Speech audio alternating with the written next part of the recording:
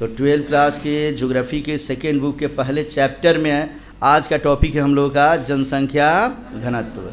जनसंख्या किसे कहते हैं मैंने बताया था पीछे कि किसी भी क्षेत्र विशेष में रहने वाले लोगों को ही वहाँ की हम क्या बोलेंगे, जनसंख्या बोलेंगे।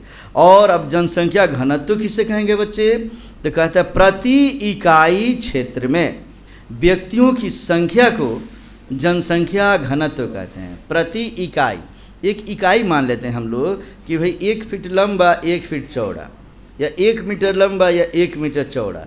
तो भारत की जनसंख्या घनत्व की गणना की जाती है किलोमीटर में, अर्थात 1 किलोमीटर लंबा और 1 किलोमीटर चौड़े जगह में लोग जितने रहते हैं उन्हीं लोगों की संख्या को हम जनसंख्या घनत्व कहते हैं। समझ गए बच्चे। अब इसमें इसका मापन कैसे करेंगे, तो इससे किसी व्यक्ति इससे व्यक्ति भूमि अनुपात को बेहतर ढंग से समझने में सहायता मिलती है।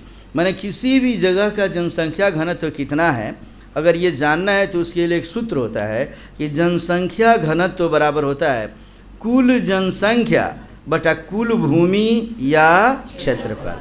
समझ में आ रहा है ठीक से।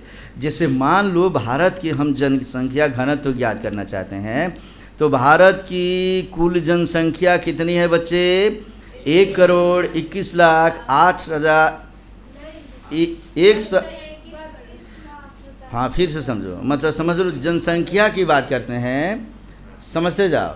तो कहता है 121,08,54,977 जनसंख्या हो गया।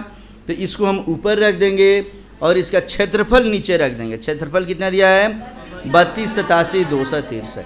इसी में भाग दे देंगे और जो आएगा वही हमारा जनसंख्या घनत्व हो जाएगा बच्चे। जैसे मान लो बिहार की जनसंख्या कहेंगे जनसंख्या घनत्व कितना है, या गांव का जनसंख्या घनत्व कितना कहें। मान लो किसी गांव का जो क्षेत्रफल है वो समझो कि 10 किलोमीटर है और 10 किलोमीटर में अगर 10,000 लोग रहते हैं तो 10,000 लोग में 10 से हम क्या करेंगे, भाग दे देंगे। जो बच जाएगा वही वहाँ का जनसंख्या घनत्व हो जाएगा। समझ में आ गया बच्चे।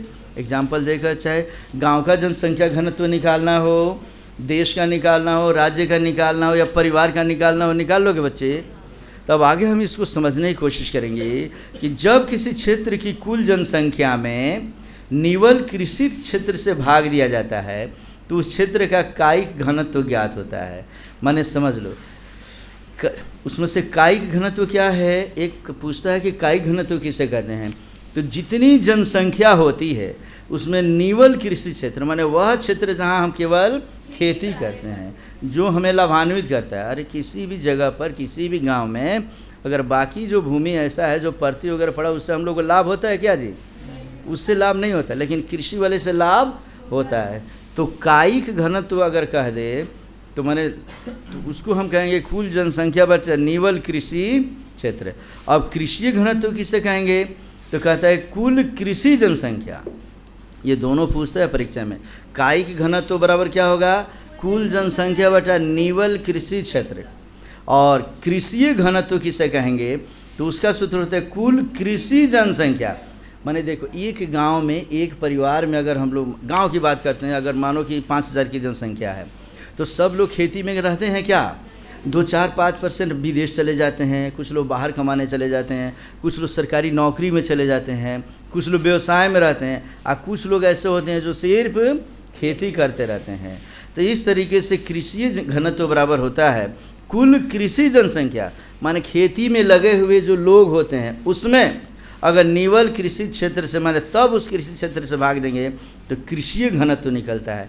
माने खेती वाला घनत्व निकालना हो तो गांव में जितने लोग खेतों में काम करते हैं उनमें माने किसान जो होते हैं तो उनमें अगर हम वहाँ के कृषि क्षेत्र से अगर भाग दे दिए तो कृषि घनत्व निकल जाता है। तो ये समझ में आ गया बच्चा। अगर कहें जनसंख्या घनत्व क्या है बता दोगे तुम लोग, फिर जनसंख्या घनत्व के साथ ये डाटा हम कभी नहीं भूलेंगे बच्चे कि 2011 की जनगणना के अनुसार भारत का जनसंख्या घनत्व कितना है, 382 है बच्चे। माने 382 लोग ऐसे हैं भारत में जो 1 किलोमीटर लंबे और 1 किलोमीटर चौड़े जगह पे रहते हैं। अब हम बात करेंगे, अगर बिहार की बात करेंगे तो बिहार का जनसंख्या घनत्व बता सकते हैं बच्चे, 1182 81 या 1100 समथिंग के आसपास में, इस डाटा को देख लोगे तुम कितना है। हाँ, तो 1182, जबकि भारत में है 382 और यहाँ पे कितना हो गया, बिहार में 1182। तो इस तरीके से भारत के 3 गुना जनसंख्या घनत्व हमारे यहाँ है बच्चे। तो हमारा ये टॉपिक भी कंप्लीट हुआ कि जनसंख्या घनत्व क्या है। अब अगले टॉपिक में पढ़ेंगे हम लोग जनसंख्या वृद्धि।